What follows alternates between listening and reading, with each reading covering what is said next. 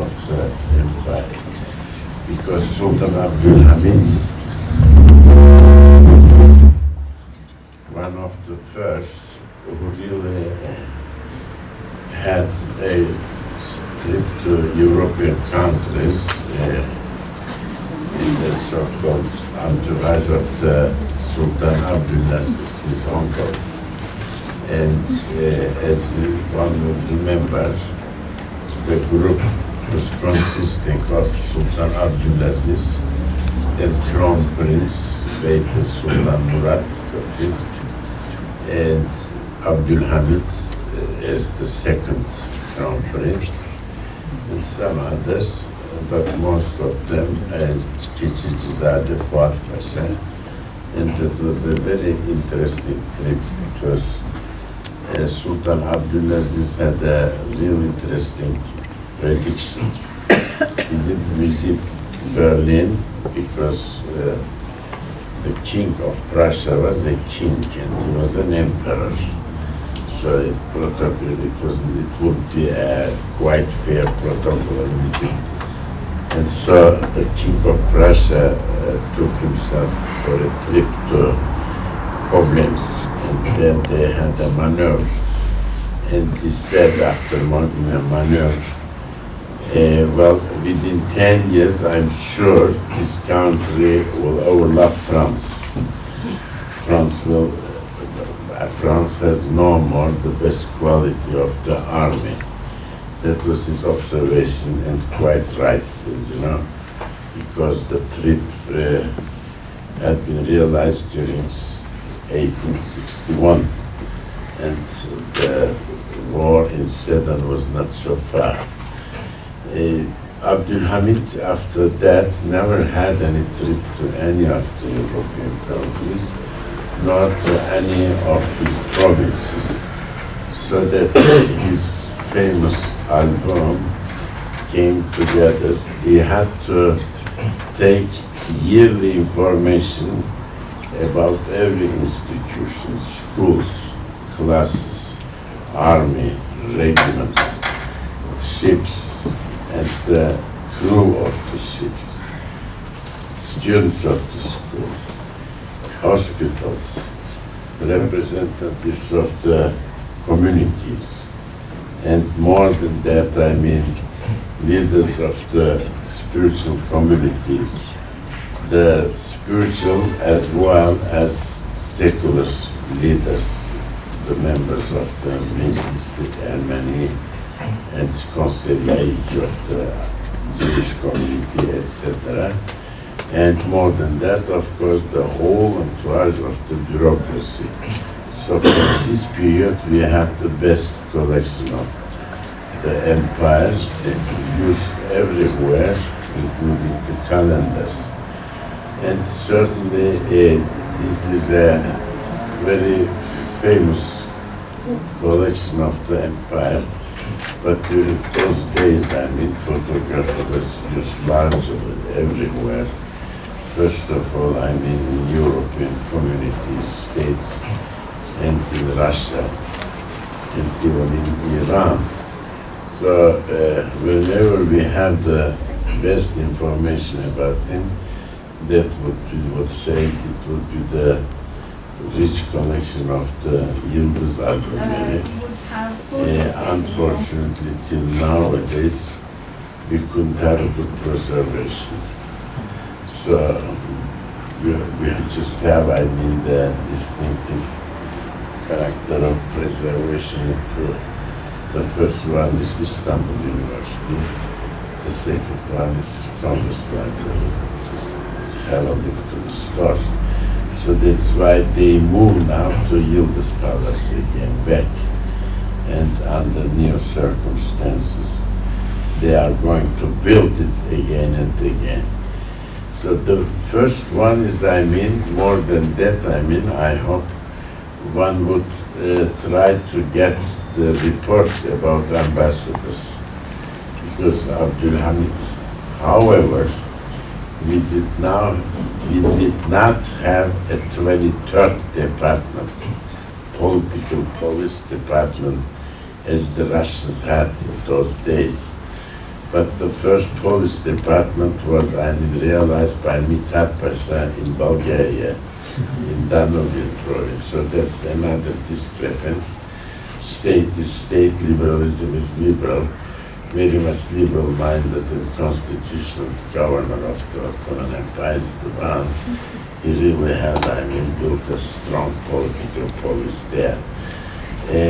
Ottoman Empire had not an official police department. For that, Abdülhamit used Arab Izzet Pasha. All the private notes and books are somewhere in the library and in archives. And I hope that can become also out. It would be very interesting for the diplomatic history of the empire and empires around.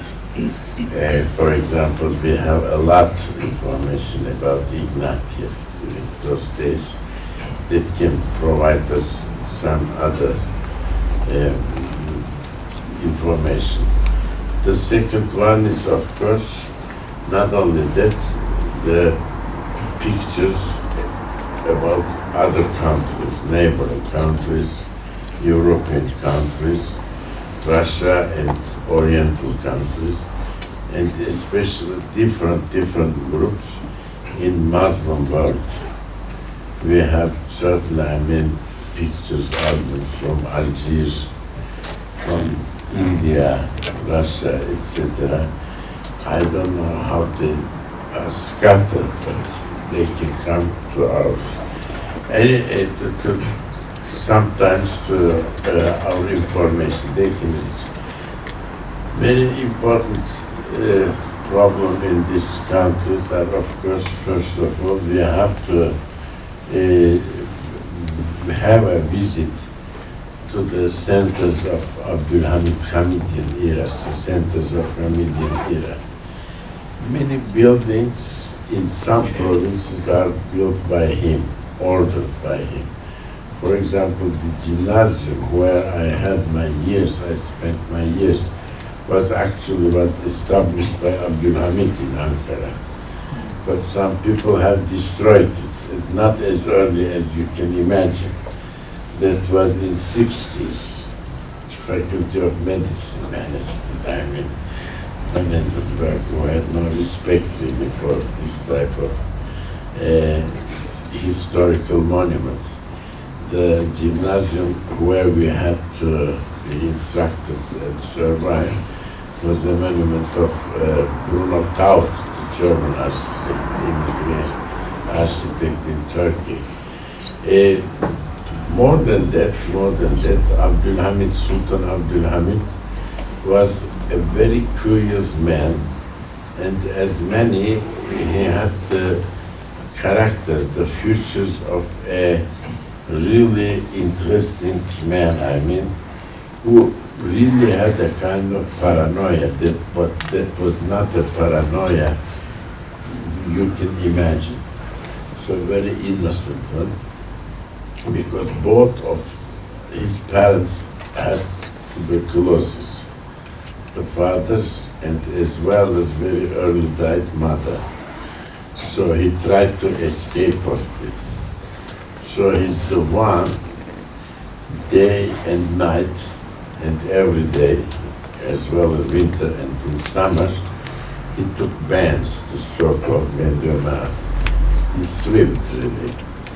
He also was a good writer and tried to have his own menu for every day, together with Valide Sultan, grandmother. And this, except this, he had a very good knowledge in banking system, and in economy, financial affairs. This is a very exceptional character for a sultan, for a monarch in 19th century. More interesting than that. Secondly, of course, as the Sultan of the Turks, he praised the Turkish music and every kind of Oriental one, but people say he disliked it. His preference was, operettas and Western music. That's why we have the theater hall in this palace, and unfortunately they destroyed Palace Theater and the area of this Beşiktaş Palace, which I personally cannot excuse. The place where they built, I mean, in 40s, this stadium, Beşiktaş Stadium, was the place of Manege and Palace Theater in Dolmabahce.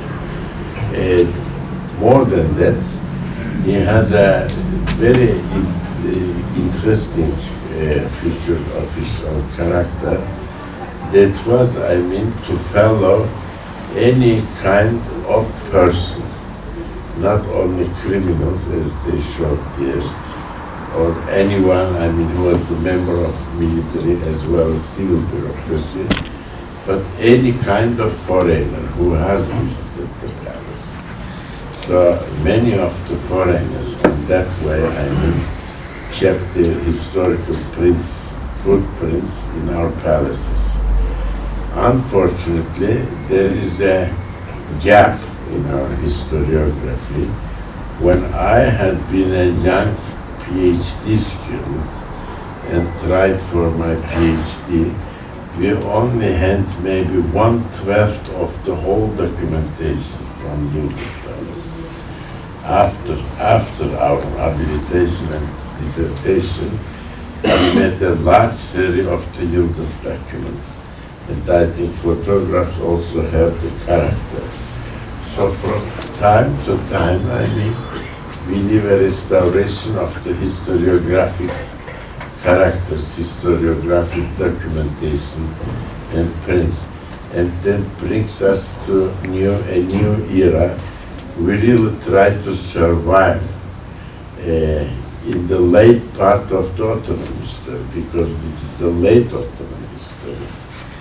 The language, the mode, fashions, all kind of, I mean, protocol are very late, and the modern era, that is an authoritarian regime, or maybe if you want to call it on that way, an autocratic period of the Ottoman Empire. But on the other hand, it was a tremendous diplomatic relations, not only with Western powers, with Russia and Iran as well. So one of the periods where Russian Tsar and Ottoman Sultan had close relations, and close contacts, was the Hamidian era. It's quite unknown, because both of these governments, both of these empires had a wisdom to some extent. They said the war between Russia and Turkey doesn't bring any kind of profit. So we have to keep us far from this war and keep the peace in this countries. And that's why, I mean, only after these two characters, Alexander III and Abdülhamid II, the Ger period, the war period started again in these both countries. That's another question mark.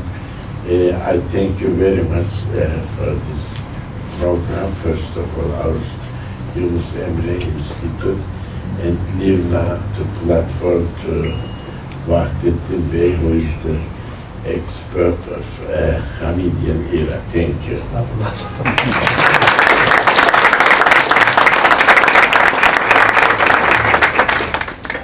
Efendim, öncelikle herkese sevgi ve saygıyla selamlıyorum. I would like to welcome you.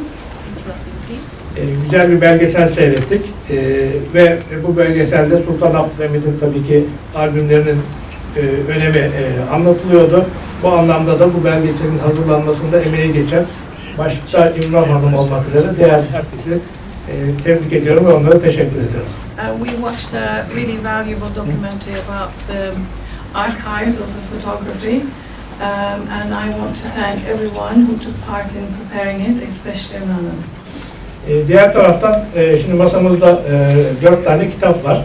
Şimdi bu kitaplar Sultan Abdülhamid'in albümünden değişik ülkelerle ilgili olarak hazırlanmış kitaplardır ve İngiltere, Fransa, Almanya ve Amerika ile ilgili İstanbul'dan bu ülkeler nasıl görülüyor veya bu ülkelerden İstanbul'a nasıl bakılıyor?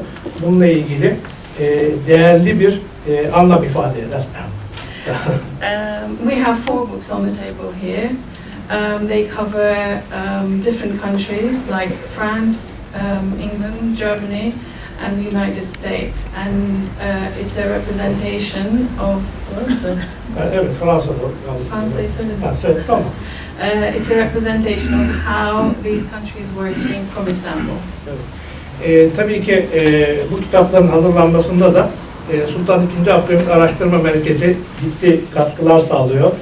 Bu anlamda da Araştırma Merkezi Müdürü Melek Özyetkin Hanım'a da teşekkür ediyorum. Ve çalışmalarından dolayı tebrik ediyorum.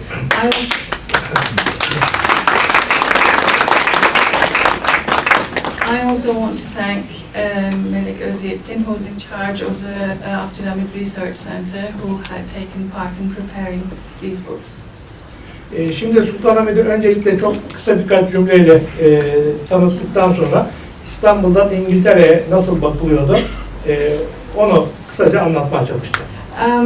After giving you a few sentences about Sultan Abdülhamit, then I will try to explain to you how Britain was seen from Istanbul. Sultan II. Abdülhamit 19. yüzyılın son çeyreği ve 20. yüzyılın ilk yıllarında Osmanlı Türkiye'sinin kaderine hakim oldu. Sultan Abdülhamit II was in charge of the fate of the Ottoman Turkey during the last quarter of the 19th and initial years of the 20th century.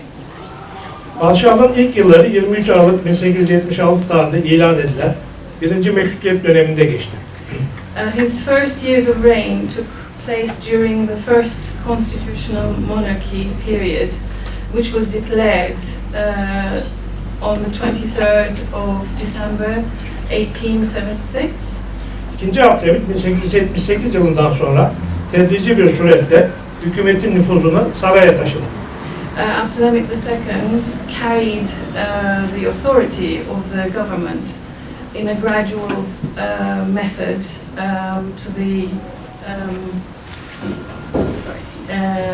from 1878 to the palace.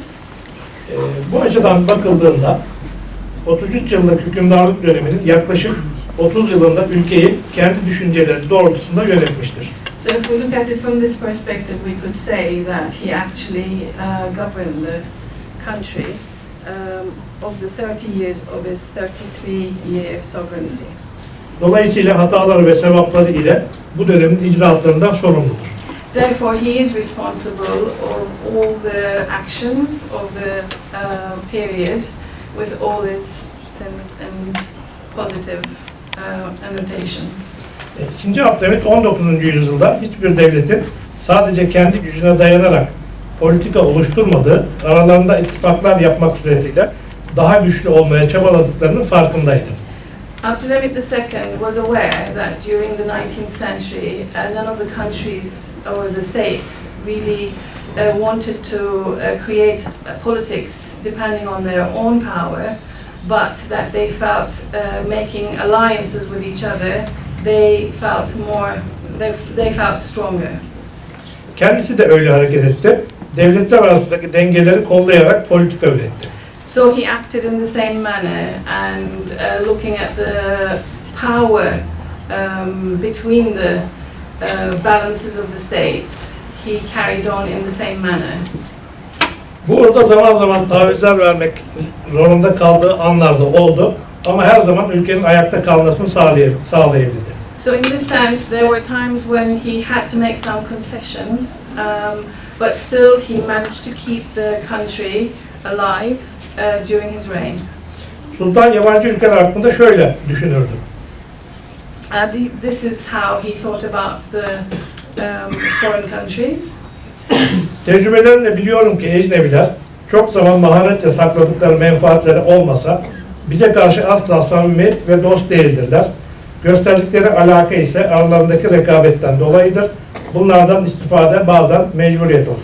So I know, according to my experiences, that the foreigners, although they can hide this with skill, if it wasn't for their interests, they are not actually intimate or friendly with us, and the attention they show us is actually stemming from the competition between themselves, and sometimes benefiting from this is actually an obligation.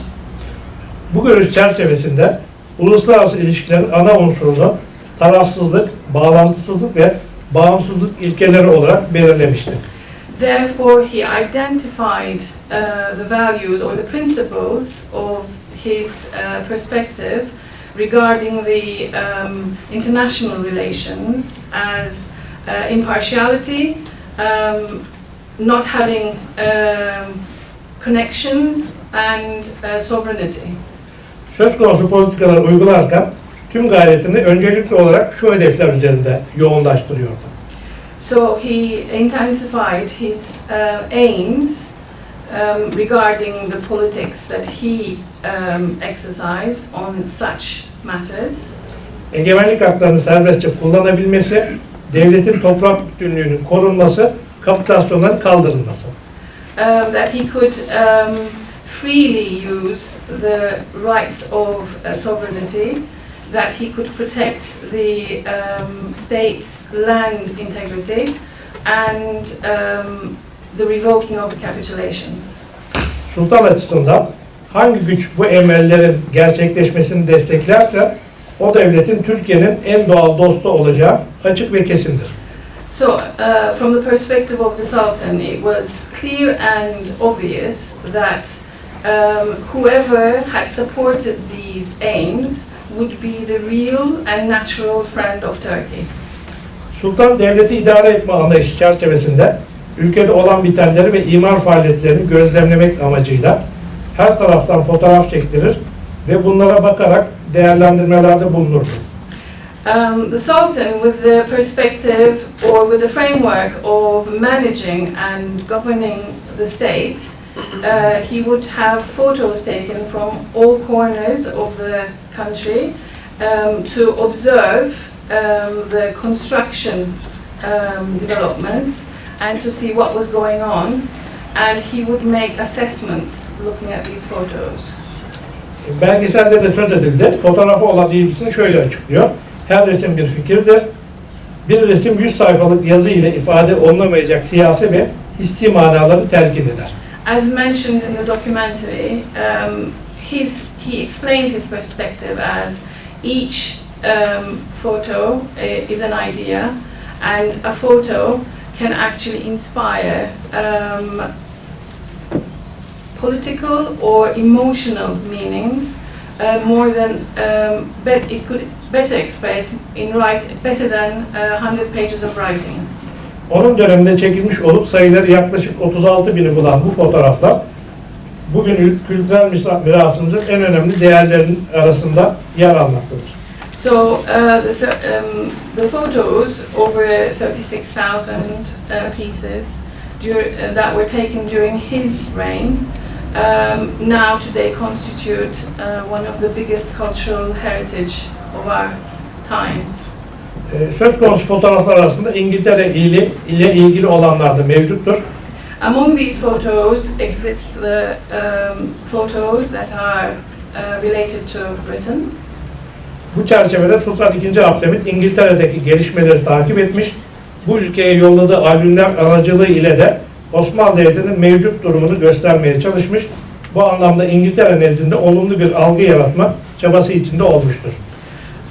In this perspective, Sultan Abdulhamid II had followed the developments in Britain, and by sending the albums to this country, he had put the efforts in maintaining a demonstration of the current situation of the Ottoman state, and to have a perspective in their eyes.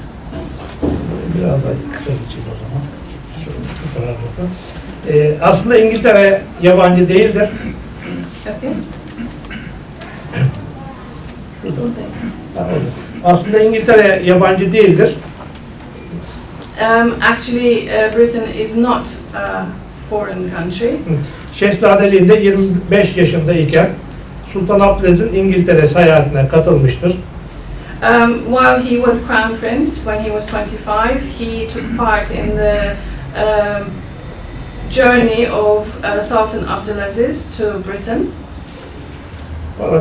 Bu seyahatte edinmiş olduğu tecrübeler ve yapmış olduğu gözlemler çok işine yarayacaktır. And all the observations and the information he had received during this trip would then become very beneficial to him in the future. Şurası muhakkaklıktır ki Sultanahmet İngiltere'nin uluslararası düzenin ve barışın korunmasında önemli bir rolü olduğunu ve bu ülkenin adeta bir Manila gibi hareket ederek devletler arasındaki dengeyi sağladığını biliyordu. So it's obvious that Sultan Hamid was aware that Britain actually took a very important part, like a lever between all the other states to maintain peace and to have the balance between all the countries. Bu bağlamda İngilizlerle dostluk ilişkilerini tesis edilmesine taraftardı. Therefore, he supported the idea that there should be friendly relations with the British. Ama diğer taraftan Mısır'ın İngilizler tarafından işgalini de unutmuyordu. But on the other hand, he couldn't forget that Egypt was under occupation by the British. Şöyle bakıyorum meseleye. Aramızda üzücü Mısır hadisesi dururken ve iyi ilişkilere girmek istediğim hükümet bu davranışıyla beni tüm Müslüman dünyasında ve halkımın önünde gururumu kırmışken nasıl yaparım? Bu şekilde aşağılanmayı kabul edemem ve etmeyeceğim. And his perspective was as such that while such sad situation of Egypt is between us, although I would like to get involved in better relations, how can the government humiliate me in front of the Islamic world and my subjects, where my pride has been taken down? I will not, and I cannot accept to be humiliated as such. Sultanahmet siyaseten İngiltere'ye hep temkinli yaklaşmış olsa da deniz askeri ve subayların yetiştirilmesinde İngiltere'nin öneminin bilincinde olarak donanmada İngiliz uzmanlar istihdam etmeyi tercih etmiştir. Although Sultanahmet had always taken cautious step with the British, when it came to training his naval officers and his navy, he was aware of the importance of the British experts and he employed them. Sonraki paragrafta geçelim. Evet. Diğer taraftan İngiltere'nin sahip olduğu bir takım değerler Sultanahmet için de önem taşıyordu. Mesela İngiliz yargı sistemini yakından takip ediyor. Hakimlerin bağımsız ve azledilemez olmalarını adaletin tecellisi açısından çok önemsiyordu.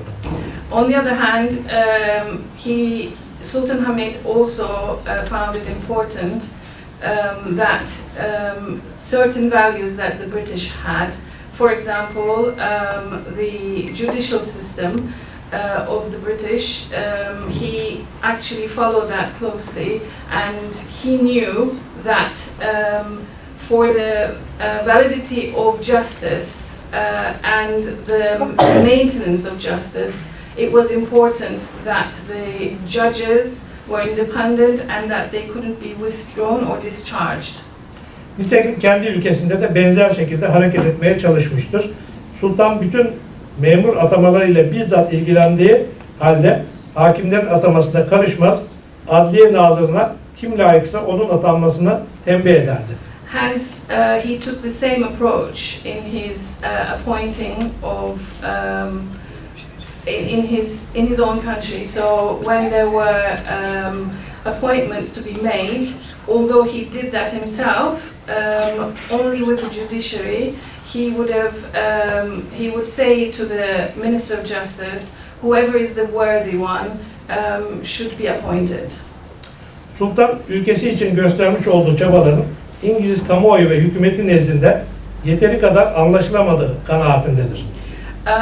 The Sultan had the conviction that he wasn't understood well enough in the eyes of the British government and the media. Bu bağlamda İngiliz basında kendi aleyhine çıkan yazılardan rahatsızdır. And he was not comfortable with the information that was in the press of the British press.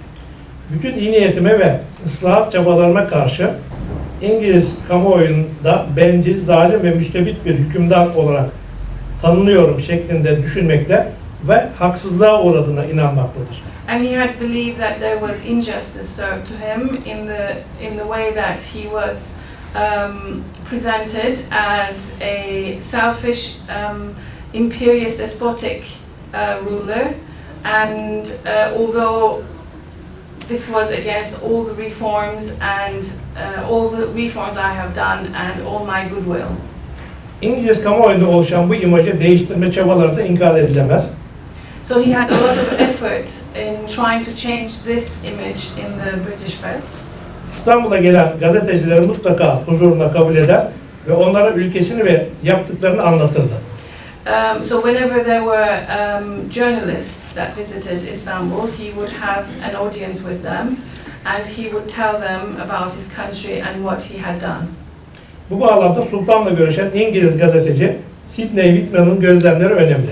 So in this perspective, the observations of the British journalist Sidney Whitman's observations are important. Buna göre Sultan dış dünyada olup bitenlerle teması kaybetmeme konusunda fevkalade dikkatliydi. According to him, the Sultan paid utmost attention to staying in touch with what was going on in the world. Bu yüzden yabancı gazetelerdeki makaleleri, tercümelerini okur. Bunun yanında yazılı kısımları katipleri tarafından kendisi için tercüme edilen bir takım resimli İngiliz haftalık dergilerinde baştan sona gözden geçirirdi. So he would read the translations of the articles in the foreign press, and he would have translated by his clerks some of the weekly English magazines, especially the written sections of these magazines. Bir ziyaretçiye olağan hal hatır soruları sonrasında ilk sorduğu hususlar arasında önemli aktüel olaylarda mutlaka yer alırdı.